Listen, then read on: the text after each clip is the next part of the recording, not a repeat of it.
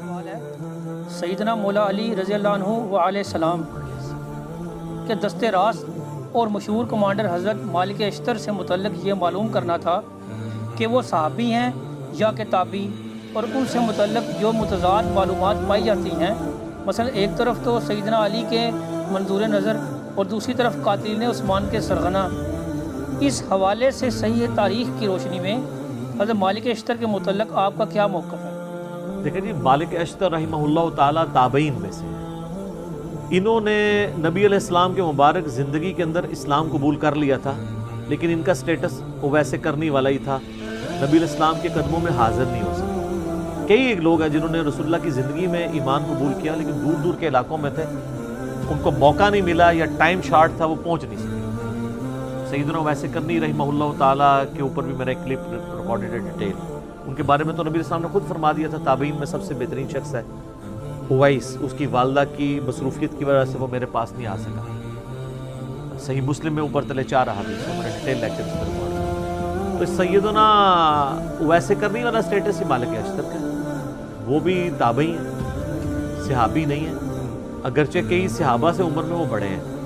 سیدنا علی اور ان کی عمر میں آلموسٹ سمجھ لیں 10 سال کا فرق ہے، یعنی نبی علیہ السلام کی وفات کے وقت مولا علی کی عمر تھی 34 ایئرس، تو مالک اشتر کی عمر تھی 24 اس وقت۔ باقی یہ کنٹروورشل ہیں، اس میں کوئی شک نہیں ہے۔ سر جتنے بڑے بندے ہیں نا تاریخ میں، وہ ہمیشہ کنٹروورشل رہے ہیں، کیونکہ بڑے بندے جب ہوتے ہیں تو ان کی دشمنیاں اور دوستیاں بھی بڑے لیول کی ہوتی ہیں، تو ان کے حاسدین بھی بڑے لیول کے ہوتے ہیں۔ سب سے بڑی پرسنالٹی ہمارے نبی علیہ السلام کی ہے، تو انسانی تاریخ میں کیا نبی علیہ السلام کنٹروورشل پرسنالٹی نہیں ہے؟ پچھلے 100 سالوں میں 60,000 کتابیں نبی صلی اللہ علیہ وآلہ وسلم کے خلاف لکھی گئی ہیں، 2 سے زیادہ کتابیں روز کی بنتی ہیں، اتنی زیادہ کتابیں کسی شخص کے خلاف نہیں لکھی گئی، اور انہی 100 سالوں کے اندر سب سے زیادہ اسلام تیزی سے پھیلا۔ تو مالک اشتر کی کیا اوقات ہے رسول اللہ کے مقابلے پہ؟ تو اس طرح یہ کنٹروورشل بن جاتی ہے۔ باقی یہ کہنا کہ وہ قاتلین عثمان میں شامل تھے، بالکل ایسا نہیں ہے۔ قاتلین عثمان کی اگر کسی کے پاس کوئی سی سی ٹی وی کیمرے کی ویڈیو پڑی ہوئی ہے تو ہمیں بتائیں، اس کو پوائنٹ آؤٹ کر دیں ہم۔ ہاں، سیدنا عثمان کی پالیسی سے اختلاف کرنے والوں میں شامل تھے، وہ بالکل ٹھیک ہے۔ تو سر اس میں تو ٹاپ آف دا لسٹ خود ام عائشہ شامل تھی سلام اللہ علیہا، جو سیدنا عثمان کی پالیسی سے اختلاف کرتی تھی۔ کئی اصحاب بدر شامل تھے۔ باقی سیدنا عثمان کے ساتھ جو کیا گیا وہ تو ظلم پہ مبنی ہے، رہا پروٹیسٹ تو اس کے اوپر تو سیدنا عثمان نے کبھی خود بھی فتویٰ نہیں دیا رضی اللہ تعالیٰ عنہ علیہ السلام۔ حتیٰ کہ صحیح بخاری میں 695 نمبر حدیث ہے، ایک صحابی کہتے ہیں کہ میں سیدنا عثمان جب محصور تھے اپنے گھر کے اندر، مسجد نبی کے اوپر بلوائیوں کا قبضہ تھا، بلوا کرنے والے موب، یہ لفظ زبر کے ساتھ، یہ بلوائی نہیں ہے کہ بلائے ہوئے، یہ بلوائی ہے۔ بلوائی کہتے ہیں موب کو، جس کو کہتے ہیں وہ اردو میں کیا کہیں گے جی؟ درنا۔ پاکستانی سے درنے کا لفظ نہیں کدھر نکلتا، ٹھیک ہے؟ یہ بلوائی تھے، یعنی احتجاج کرنے والے لوگ، ٹھیک ہے نا؟ مجمع۔ تو صحیح بخاری 695 نمبر حدیث میں آتا ہے کہ وہ صحابی پوچھتے ہیں کہ امیر المومنین ہمارے امام تو آپ ہیں، اور مسجد پہ فتنے کے امام کا قبضہ ہے، ہمیں خدشہ ہے کہ ہم گناہ میں مبتلا نہ ہوں، کیا ہم ان کے پیچھے نماز پڑھ لیں؟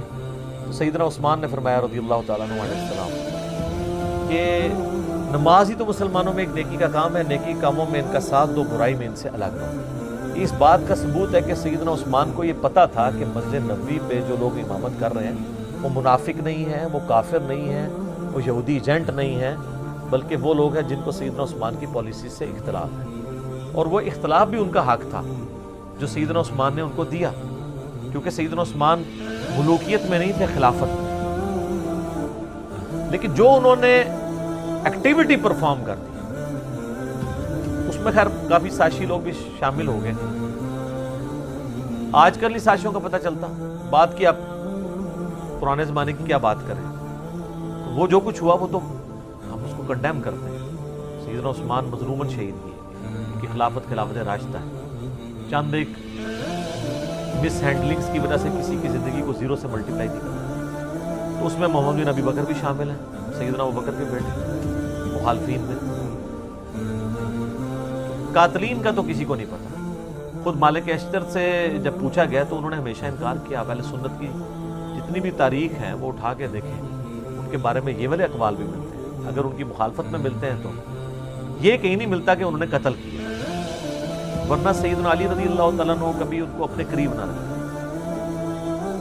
اور آخری وقت تک، موت تک وہ سیدنا علی کے ساتھیوں میں شامل ہیں۔ سیدنا علی سے پہلے وہ شہید ہوئے ہیں، ان کو عمرو بن عاص رضی اللہ تعالیٰ عنہ نے زہر دے کے قتل کروایا تھا، کیونکہ محمد بن ابی بکر سے مصر کی جو حکومت ہے سنبھالی نہیں جا رہی تھی، تو سیدنا علی نے کہا کہ تم واپس آ جاؤ، میں مالک اشتر کو بھیج دوں، کیونکہ وہ بہت دلیر آدمی تھے، جنگ صفین میں، جمل میں ان کی بہت بڑی کنٹریبیوشن تھی،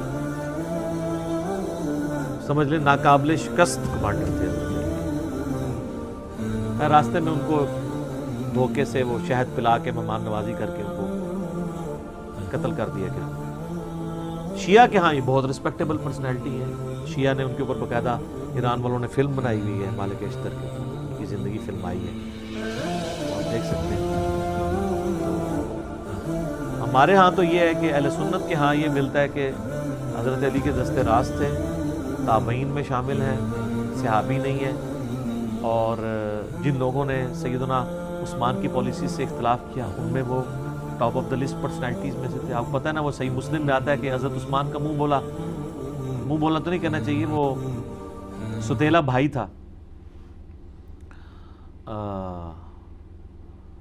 عقبہ ابن ابی معیط کا بیٹا ولید ابن عقبہ، اس کو گورنر لگایا ہوا تھا کوفہ کا، اور وہ اس نے صحیح مسلم میں آتا ہے شراب پی کے نماز پڑھائی۔ میں نے کربلا والے ریسرچ پیپر میں یہ حدیثیں ڈالی ہیں، سیدنا عثمان کی شہادت کے اصلی اسباب کیا ہیں، جعلی اسباب نہیں جو حکمرانوں نے لکھ دی ہیں تاریخ کے اندر، اصلی اسباب جو احادیث کی روشنی کے اندر۔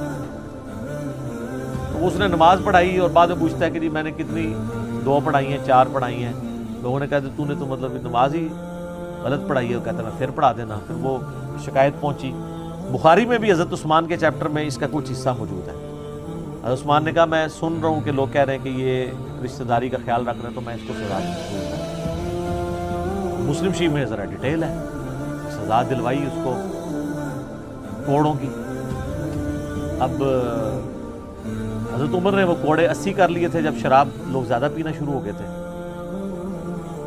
کیونکہ وسعت ہو گئی تھی، وظیفے لگے ہوئے تھے، تو شراب کا معاملہ بڑھ گیا۔ حضرت ابوبکر صدیق رضی اللہ تعالیٰ عنہ کے دور میں 40 کوڑے شرابی کو لگائے گئے۔ آپ اس مسلم شریف میں حدیث ہے، سیدنا علی جو ہے وہ اپنے بیٹے حسن ابن علی سے کہتے ہیں کہ اٹھو اسے کوڑے لگاؤ۔ وہ کہتے ہیں کہ جو ان کی میٹھی کھاتا ہے وہی ان کی کڑوی چاہیے، ایسے حکمران ہم پہ مسلط کرتا ہے تو ہم کیوں اس کو ماریں؟ بنو ہاشم سے یہ لوگ دشمنی کریں گے۔ حضرت حسن اپنے باپ کی بات بھی نہیں مانتے۔ اب یہ بڑا گہرا جملہ ہے، وہ آپ شہادت عثمان کے اصلی اسباب میں کلپ بھی یوٹیوب پہ دیکھ لیں۔ خیر پھر ایک اور ساتھی کو سیدنا علی کہتے ہیں، تو 40 جب کوڑے ہوتے ہیں تو حضرت علی کہتے ہیں بس۔ حضرت عمر 80 لگواتے تھے، مجھے دونوں بہتر لگتے ہیں لیکن 40 زیادہ بہتر ہے۔ 40 کوڑے بھی حضرت علی نے معاف کر دیے ان کو۔ تو مالک اشتر جو ہیں وہ ایک بڑی اس اعتبار سے پرسنالٹی مانے جاتے ہیں۔ مولانا مودودی رحمہ اللہ نے خلافت و ملوکیت کے اندر سیدنا علی کا صحیح دفاع کیا جیسا کرنا چاہیے۔ ایک جگہ انہوں نے بھی ٹھوکر کھائی ہے اس معاملے میں، ان کا موقف تھا کہ ان لوگوں کو حضرت علی کو مین سٹریم میں نہیں لانا چاہیے تھا، جو بلیمڈ لوگ تھے۔ ظاہر وثوق سے تو مولانا مودودی کے پاس بھی کوئی ریکارڈنگ نہیں موجود کہ وہ بتا سکے، جبکہ سیدنا علی ظاہر ہے کہ وہ سمجھتے تھے کہ یہ صرف بلیمڈ لوگ ہیں، یہ تو بڑے مخلص لوگ ہیں، انہوں نے اسلامی حکومت جو بگڑ رہی تھی اس کے خلاف اس اعتبار سے احتجاج بلند کیا۔ یہ نہیں کہ حضرت عثمان کو وہ ہٹانا چاہتے تھے ان کی خلافت سے، یہ تو ان کا نہیں تھا۔ حضرت علی کی سپورٹ مالک اشتر کے لیے ہونا میرے خیال ہے یہ ڈگری کافی ہے، کیونکہ سیدنا علی کے پیچھے رسول اللہ کھڑے ہوئے ہیں۔ جنگ جمل صفین نہروان کے اوپر جتنی احادیث ہیں، نبی علیہ السلام نے کہا کہ مخلوق کے بہترین لوگ ہیں جو یہ جنگیں لڑیں گے۔ وہ جنگیں لڑنے والوں میں حضرت علی کا جب کمانڈر ہے، آپ اس کو نکال دیتے ہیں تو وہ بشارت تو اس پہ فٹ ہو رہی ہے سیدھی سیدھی۔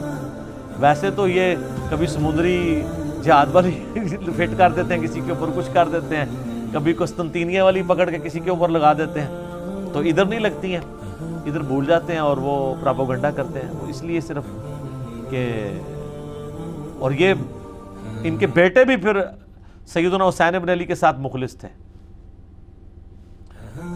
مختار ثقفی نے جب قاتلین حسین سے بدلہ لیا ہے تو اس وقت ان کے ساتھ دست راست ان کا بیٹا تھا ابراہیم ابن مالک اشتر، وہ بھی ان کے ساتھ تھے۔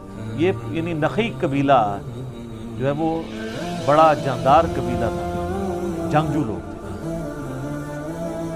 اور ابراہیم نخی جو ہے وہ تابعی، ان کی عمر 46 ایئرز ہوئی ہے ٹوٹل، 50 ہجری میں پیدا ہوئے ہیں، 96 ہجری میں فوت ہو گئے، بخاری مسلم کے راوی ہیں، امام حنیفہ کے دادا استادوں میں شامل ہیں۔ ان کا المعجم الکبیر طبرانی میں قول موجود ہے نا کہ بالفرض اگر میں قاتلین حسین میں شامل ہوتا اور اللہ تعالیٰ قیامت کے دن مجھے معاف بھی کر دیتا اور میں جنت میں بھی داخل ہو جاتا، پھر بھی میں جنت میں رسول اللہ کا سامنا نہ کر سکتا کہ کہیں حضور مجھے پوچھ ہی نہ لے کہ تو قاتلین حسین میں شامل تھا، حالانکہ اللہ معاف کر چکا ہوا ہے۔ پھر بھی جن لوگوں کو معاملے کی سینسٹیوٹی کا پتہ ہوتا ہے نا، وہ ڈرتے ہی رہتے ہیں۔ تو یہ ابراہیم نخعی یہ بھی اسی قبیلے سے تھے۔ تو مالک اشتر کے بارے میں جی ہمارا یہ موقف ہے۔ باقی ان کو سیدنا علی کے جو باقی جانثار صحابہ میں سے تھے، جو ساتھیوں میں سے، ان کے لیول پہ تو نہیں اب کوئی کہ عمار ابن یاسر کے مقابلے میں تو نہیں ہم انہیں مانتے، نہ کبھی مالک اشتر یہ جرأت کریں گے کہ وہ کہیں کہ میں عمار ابن یاسر کے مرتبے کا ہوں۔ وہ تو ظاہر ہے رسول اللہ کی صحبت یافتہ تھے، ان کے ساتھ ہم کمپیئر نہیں کر رہے، ہم باقی لوگوں کے ساتھ کمپیئر کر کے ان کی ایک بہادری کو اور حضرت علی کے ساتھ جو ان کی مخلص ساتھی کے طور پہ رہے ہیں، ہم ان کی ریگارڈ کرتے ہیں، دل سے عزت کرتے ہیں۔ باقی ان کے بارے میں جتنے جھوٹے پلے ہیں تو وہ سر تاریخ میں آپ کو اس طرح کی پرسنالٹیز کے بارے میں آپ کو کیا کیا باتیں نہیں ملتی ہیں، جب اس کو ڈیپ ڈک کیا جائے تو کیا سے کیا باتیں بن جاتی ہیں۔ صرف اس طرح کے دعووں کے اوپر کسی کے اوپر کو فتویٰ نہیں لگا دینا چاہیے۔ ٹھیک ہے، جزاکم اللہ خیر۔